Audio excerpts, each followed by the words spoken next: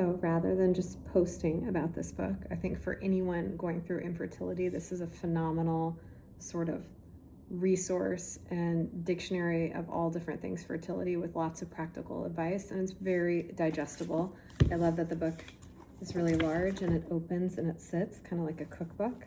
And you get so much information about all different conditions, all different options, and really in a sort of lighthearted way digesting all of these different things in the infertility world, which can be very complex and very overwhelming when you're going through it.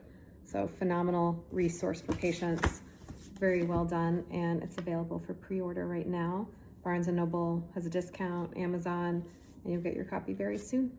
Highly recommend it. Contrary to what our health classes might have suggested, even at the peak of our fertility in our 20s, there's only 20% chance of conception occurring during a single menstrual cycle. Even then, conception is just one step of the process, and the sobering reality is that 1 in 4 pregnancies end in miscarriage. And this is just, my friends, when you're in your 20s and have optimal fertility. Those statistics get less and less as we get older, unfortunately. And by the 40s, miscarriage rates are around 50%. PCOS and endometriosis further complicate this. PCOS affecting about 1 in 10 patients of reproductive age, and endometriosis 10 to 15%, as we know well, which causes scarring, blockages of the tract, and a lot of inflammation and trouble with conceiving. Despite how common these conditions are, a lot of people go undiagnosed for years, and many people go through fertility treatments for years without being properly diagnosed. And these are normalized and overlooked, and it may take them many, many years on the fertility journey or many rounds of IVF before proper diagnosis is given and alternatives are used. Okay, so this one's good. What does it take to actually get pregnant? Spoiler alert, a lot. And this is a little picture of where the ovaries can actually be located. A lot of times in the anatomy textbooks, they're located really high in the pelvis, and they're in a perfect shape in an ice cream cone with the fallopian tubes, and that's not actually how we see them on laparoscopy or in robotic surgery. They're hanging on the sides, and the fallopian tubes are often, the ends of the fallopian tubes, like hands, are not actually connected and grasping the ovaries like we think of, like an ice cream cone or like the smug in the hand. They don't fit perfectly like that.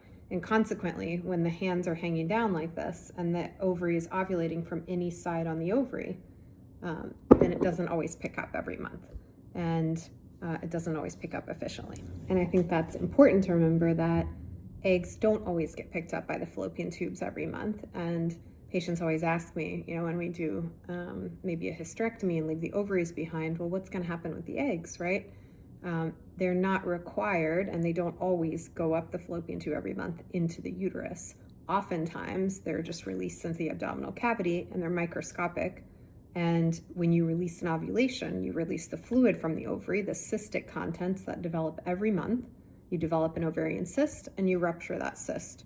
So anytime an ER doctor tells you have cyst rupture, if you're ovulating and you're not on birth control pill, and you have ovulation, you're in normal menstrual cycles, then that's true. You could be releasing a cyst at any given cycle during the month.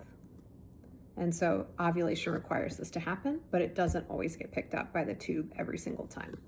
And it's pretty miraculous when you see it inside the abdomen, what it all looks like, how this all happens perfectly, even in order for pregnancy to occur. It's still astonishing to me, years after seeing this. This is a good one, page 30. Here's a shocking fact, sure to offend those in their 20s. Nobody has perfect egg quality. Everyone has the potential to ovulate an unhealthy egg. In our 20s, 20 to 25% of embryos resulting from our eggs will have chromosomal errors.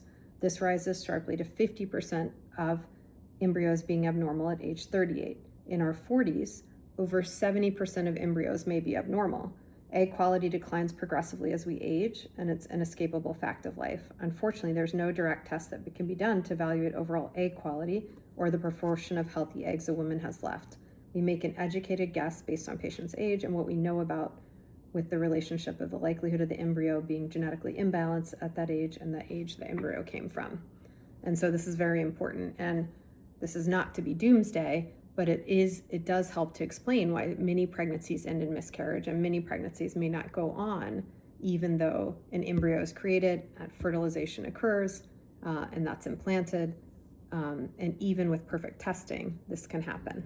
Page 57, this is a good one. Common misperception I hear all the time is patients thinking they aren't ovulating despite having a period.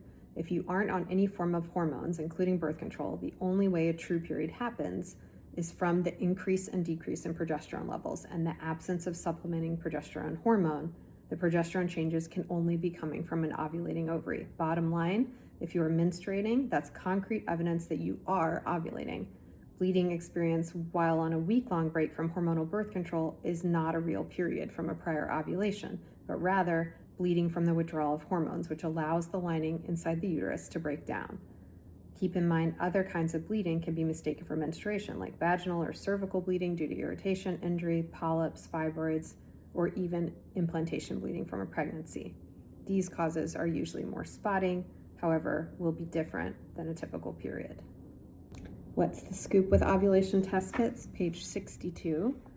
Ovulation test kits, the little ones that you use and that you pee on over the counter, work by detecting luteinizing hormone, or LH surge, which is released from the brain, the pituitary, right before ovulation.